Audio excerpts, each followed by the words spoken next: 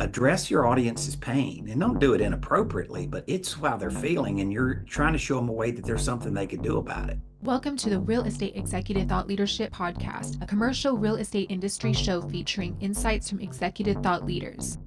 In this episode of RE EXEC TL, we chat with Eddie Speed, president and founder of NoteSchool. We talk about how he got into note investing and why he created NoteSchool, why it's better to be the bank than the landlord, and the costs and risks associated with traditional real estate investing versus notes. We also look at how Eddie's team combines experience, creativity, and financial modeling to create an unbeatable value proposition, making sure everything you do reflects your core values, and listening to your audience and providing solutions to their pain. Let's get started. Hi, Eddie. Welcome to the show. How are you? Glad to be here. Likewise. Excellent. Thank you. So let's talk about your professional background. Please tell us about your background in real estate and note investing. I really got into the business somewhat accidentally. My father-in-law, who was not my father-in-law at the time, introduced me to this idea of buying discounted notes, real estate notes, right? Be the bank instead of a landlord. I started that in 1980. So it was a long time ago. I now am working on my fifth decade in the business. And originally I was just looking for something that was entrepreneurial. I couldn't have told you real estate investing for note investing or whatever. It wasn't like I was out searching for it. I just quite honestly stumbled into it. So did you have a background in real estate? I was 20 years old. I didn't know yeah. anything. So I honestly, I got lucky. So what interested you about note investing? What drew you to it initially? Because it sounded, at the time, it sounded to me like a way to make a lot of money. And I had never been around a lot of people that knew how to make a lot of money. And I didn't know what I didn't know, but I knew I didn't know that. Yeah. And that's what led me to that. Okay. So let's talk about your company and your offering. What does your company offer and who do you serve? We have an educational platform we're called NoteSchool.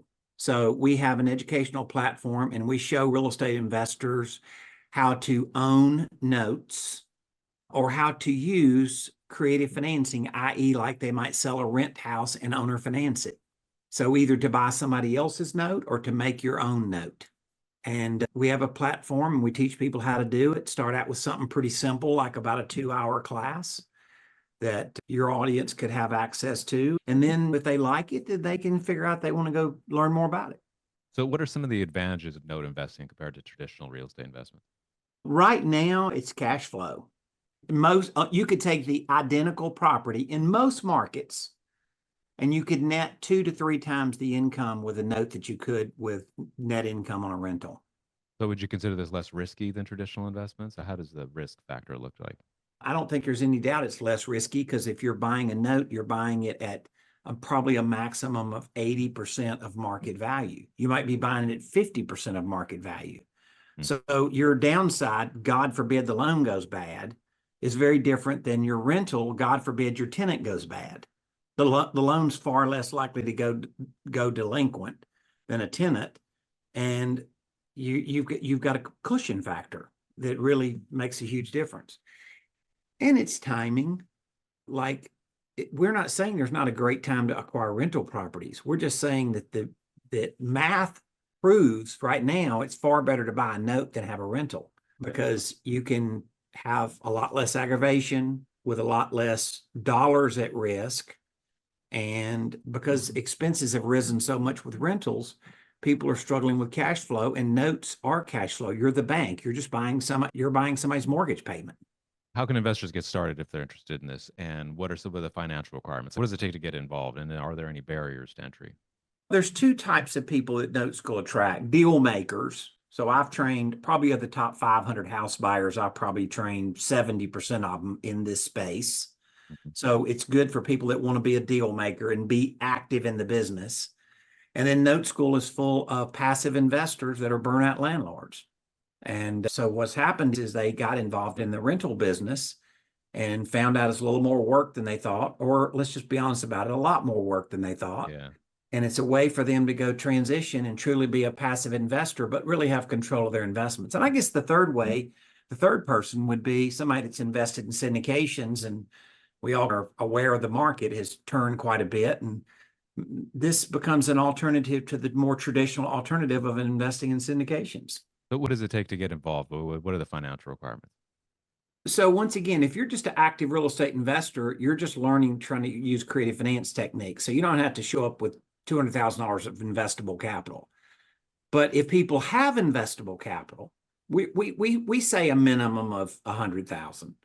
Then we show them how they can start utilizing that money and even recapitalizing. So they may start out with only 100,000, but that doesn't mean they can't buy $1 million worth of notes. And so we show them techniques of how to recapitalize and then pluck that money back out and buy the next note with it. But somebody either needs to be actively in the business and willing to pursue the business from an active investor standpoint, or they have to have investable capital. Okay. So is this something that is where you just help investors get started, or do you also give them support like along the way throughout their investing career? So we own a sister company called Colonial Funding Group. Mm. I bought 50,000 discounted notes. And so we're very good at that. My team is, I believe, probably as good or about anybody in the business, probably. And so we help investors. The further they get down the road with us, we actually help them find the notes. We have a lot of done for you things where we can help them find a note, help them get it boarded with a servicer, the things that they don't have the back office to do or just don't want to spend the time to do it. So how did the idea for Note School come about? What opportunity did you see? What need was there for that? So back in the 90s, I developed the note system for home investors. Ken D'Angelo, the guy that founded Home Investors. And so he had a franchise. And so I'd never been around franchises or really not much around the educational business. Quite honestly, I wasn't a great fan of late night TV real estate gurus. And so I couldn't believe that I went into a business, the training business, but I saw how home investors did it. They taught people how to do things and then they could do business with them. And so that was my idea in education is I wanted to do more note business with more people. But in order to do it, they couldn't read a paragraph or a chapter in a book and be competent to do it.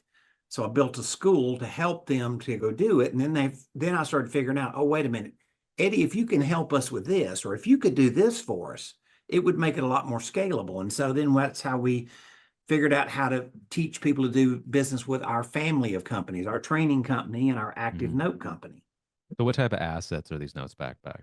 It'll be residential houses. It'll be land. It can be, we're seeing a lot more commercial assets now. We're cautiously looking at that. But at the moment, the most common will be either just straight residential houses, or sometimes people will be breaking up country land, acreage tracts, and they'll owner finance that. It'll be an example of what we see. Also, we see non-performing notes and reperforming notes from the institutional world. Okay. So what are your core competencies? In other words, what do you do best? And then how do you express that to the prospects? I'm a visionary. I've got almost 45 years of knowing the business. And I would say that most people would say that I'm creative. So I combine experience and creativity to go figure out where there's a market and opportunity, where there's a void in the market that our industry can fill. And then we're very good at financial modeling. So once again, using creativity, like figuring out how to do it. Okay, Eddie, give me an example of that. Okay. So you take your $100,000 and you go buy a discounted note that produces $1,000 a month for 20 years. Hypothetically, it's a $100,000 note, and you're going to buy that note at a discount and pay $80,000. Now that's a great deal, right? You're going to invest $80,000 and get back $240,000 in payments, $1,000 a month times 240 months. Is that a good deal? It's a pretty good deal, right? Here's the issue. You're going to run out of money. So what you do is you buy this in your self-directed retirement account. Then you turn around and you sell the first 10 years of that 20-year note. You sell 120 payments. The stream of payments you bought were this big. You're going to sell this many, half of them, the first half. But you're going to sell that for $79,000. For $1,000, your remaining investment, you own the back 10 years of that note.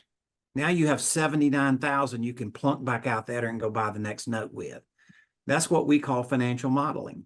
I'd like to take a moment to tell you about Creative Real Estate Copy. We're an integrative marketing firm specializing in thought leadership content, public relations, and turnkey web design and content specifically for the commercial real estate industry. Creative Real Estate Copy helps CRE startups and established firms drive growth by building their brand positions, credibility, revenue, and capital flow.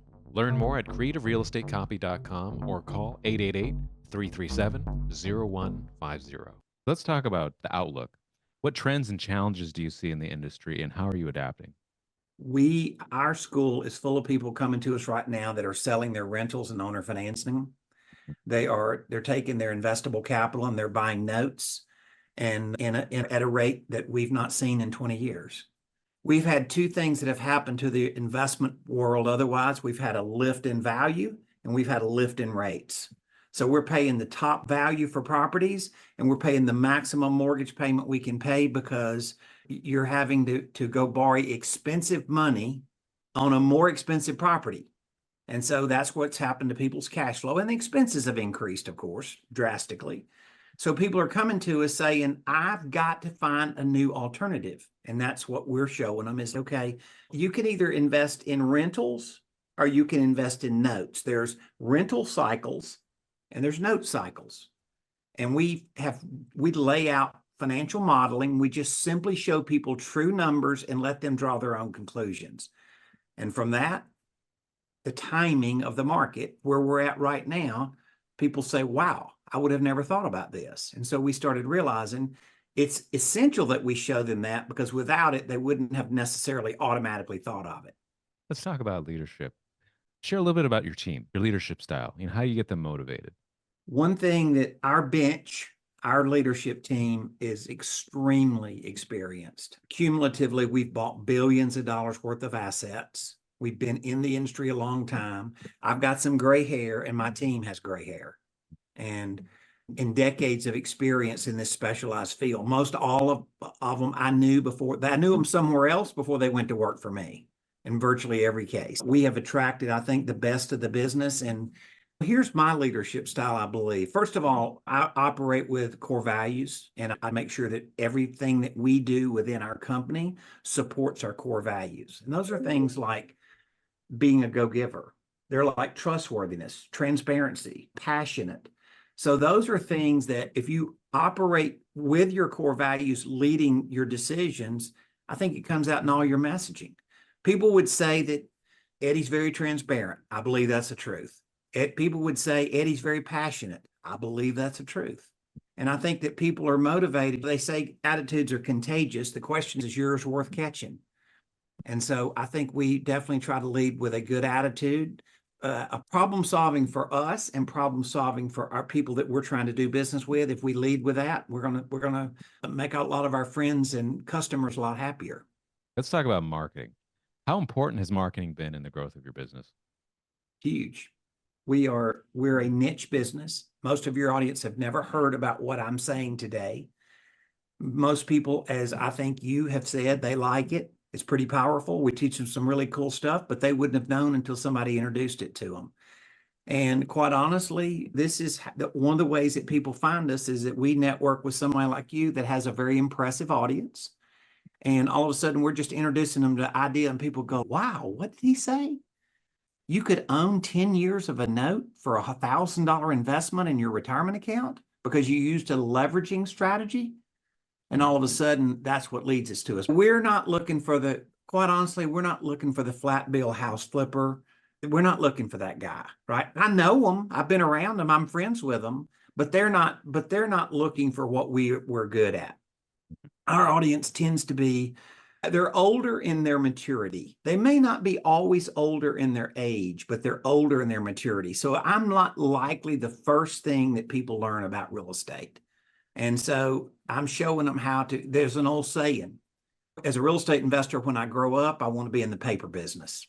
Some people think that. I do.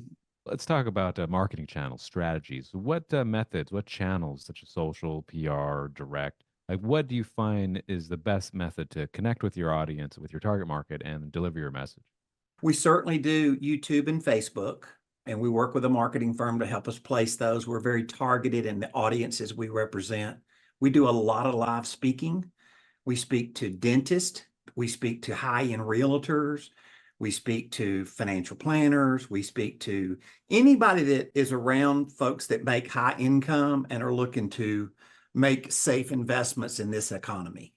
And so we certainly look at that. Obviously, as I said to you, we've been around I'm in a number of masterminds that probably encompass most of the top 500 house buyers. And so I've done a lot of speaking and training at those events. And our students now speak for us a lot. So we have students that are realtors, and they go out and speak to other realtor audiences because realtors are a little bit shaky right now because all these laws that are coming down about commissions, and they're worried about wealth. They're worried about preservation. And so they really love notes. Most every realtor we see loves notes. Dentists, hospital administrators, lawyers, anybody that we see that probably has owned some rentals or was trying to acquire some and that they're looking for an alternative. And so that's definitely a big audience. Podcast, you're a great representation of that. Another question here about marketing. What is the most crucial element in positioning your brand as a credible thought leader in your industry? You have to address what people are feeling. And so our focus is definitely based on information that we're constantly gathering, addressing how people are feeling out there. Like, how do I know that landlords are frustrated about their cash flow getting cut up because of rentals? Because they've told us this now thousands of times. So we know it's a factor. And so I think the biggest thing that I would say to anybody from our perspective, you and I's, is that address your audience's pain and don't do it inappropriately, but it's how they're feeling. And you're trying to show them a way that there's something they could do about it. Now, where do you envision your brand going in the 2020, say 2029, 2030? Where do you see Note School? What is its brand position going to be? What is it going to be known for? I think no matter what the economy is, that a lot of people figure out they'd rather be the bank than a landlord. And I think that we've become laser focused on the fact that we can really scale this and show people how to do it. And I just think that owning notes is going to be a lot more of a common business practice than it has been in the past. So we're just about done here. We're going to come to the conclusion, but I want to give our audience an opportunity to connect with you and learn more about what you're doing. So how can listeners learn more about you? And can you share a little bit about your RRN Masterclass?